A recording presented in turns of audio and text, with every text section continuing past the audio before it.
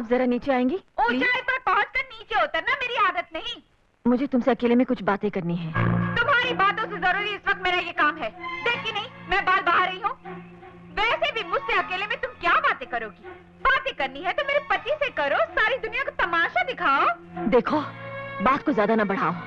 तुम पहले अपने पति और मुझको लेकर लोगों को काफी भड़का चुकी हो। बात तो तुम खुद बढ़ा रही हो। यहाँ से फौरन चली जाओ, वरना मैं चिल्ला चिल्ला कर सारी दुनिया को बता दूंगी कि तुम कितनी चालू चीज हो। यही तो मैं भी जानना चाहती हूँ कि दुनिया की नजरों में आखिर तुम मुझे क्यों गिराना चाहती हो? बड़ी भोली बनती है। अगर तेरी नीयत इतनी ही साफ है तो रहने के लिए तूने यही जगह क्यों चुनी?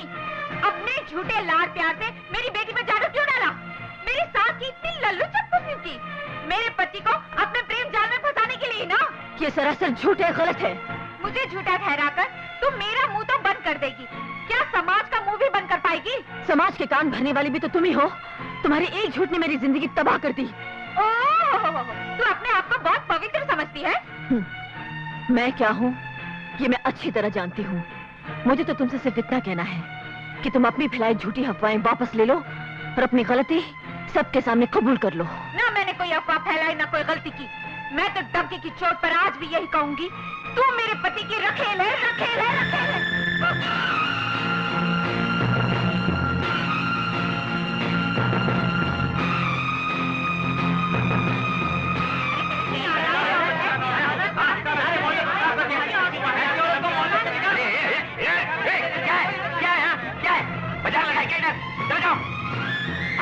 पता नहीं, चलो जाओ जाओ जाओ, क्या अपना काम करो, जाओ।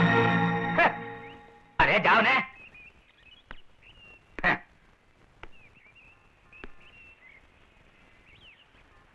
देखो बहन, मेरे को गलत मत समझना, लेकिन जिस जगह बदनामी हो ना उधर रह के कोई फायदा नहीं है।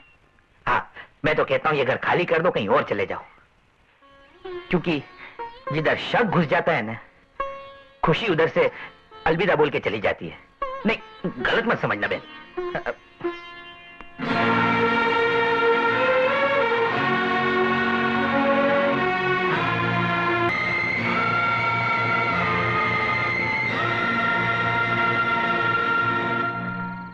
अच्छा भैया, इस उठते तूफान का अंत करने के लिए तूने जो रास्ता चुना है मुन्नी, वो ठीक नहीं है।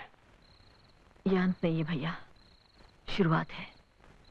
न्याय की ये लड़ाई मैं इसलिए लड़ना चाहती हूँ कि आइंदा किसी मासूम और शरीफ लड़की को बदनामी और झूठी तोहमतों के खाई में न धकेल दिया जाए, मेरी तरह। लेकिन मुन्नी मेरी बात तो सुन। भैया चलो।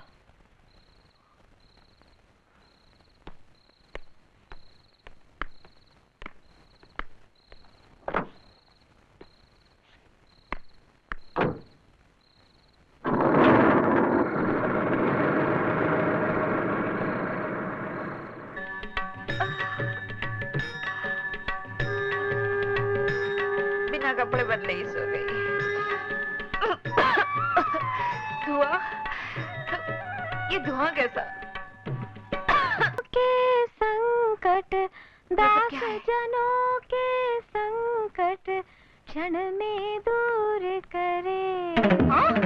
ओम जय जगदीश हरे। ओम जय जगदीश। अरे डायन, तू यहाँ? अरे वाह! अरे मैं पूछती हूँ तेरी ये मजाल, तू बोलती क्यों नहीं? चुड़ैल! अरे दास अरे ये तेरे बाप का घर है? अरे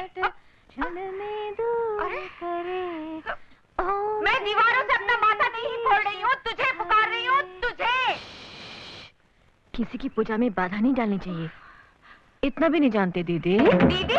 मैं और तेरी दीदी? हाँ, तुम इस घर में पहले आई और मैं बाद में, तो तुम मेरी दीदी हुई ना।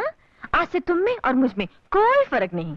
आज से ये घर हमारा, ये बच्ची हमारी, और वो यानी पिंकी की डैडी हमारे पति। क्या कहा बेशरम? हमारे पति? हाँ, मेरे और तुम्हारे सांझे पति। हाँ, देखो दीदी, तुम हो उनकी बिहाथा और मैं हूँ रखेल। हाँ, हम उसमें क्या, 7 फेरे हुए या ना हुए, पति तो हम दोनों के हुए ना।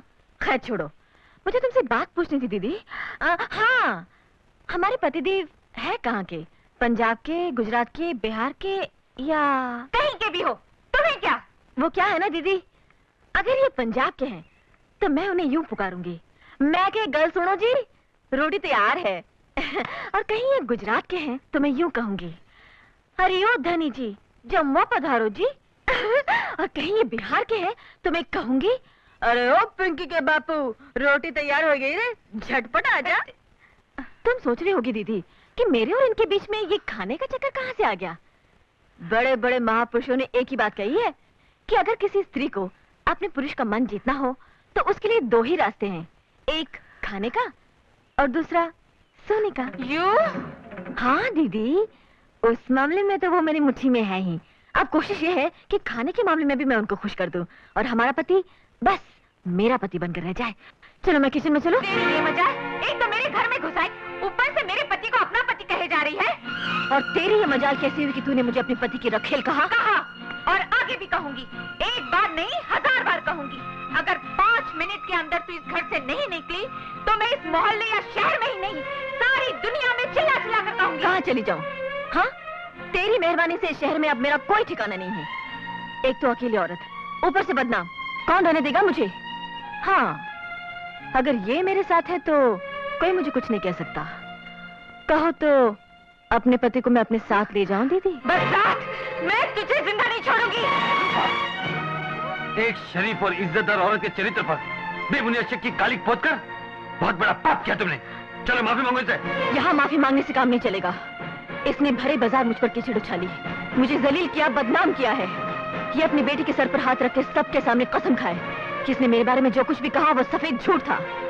जब तक ऐसा नहीं होगा मैं किसी कीमत पर यहाँ से नहीं जाऊंगी। पिंकी, बेटे मम्मी को लेकर बाहर जाओ। चलो ना मम्मी। छोड़ संभव, बीवी ने 1000 गलतियां की हो, फिर भी पति का क्या ये फर्ज है कि गैर औरत के लिए वो अपनी बीवी को माफी मांगने पर मजबूर करे? तुम अपने आप को पति कहते हो? पति? शादीशुदा होकर भी तुम ये भूले रही कि तुम्हारा एक पति भी है, तो ये तुम्हारी भूल थी। और अगर आज मैं भी तुम्हें एहसास न दिला दूं कि मैं तुम्हारा पति हूं, तो ये मेरी गलती होगी। इससे पहले कि मैं पति के अधिकारों को इस्तेमाल करूं, तुम चुपचाप इनसे माफी मांगो। कभी नहीं, मेरे जीते जी ऐसा कभी नहीं होगा। मेरे जीते जी भी ऐसा कभी नहीं होगा कि मैं इस घर से कहीं और चली जाऊं। मुझे धक्के मार कर निकालना आता है और एक दिन मैं तुझे निकाल कर रहूंगी, देख लेना। सच्चाई उगलवाना मुझे भी आता है और एक दिन मैं तुम्हारे मुंह से उगलवा कर ही रहूंगी, तुम भी देख लेना। देख लूंगी। मैं भी देख लूंगी।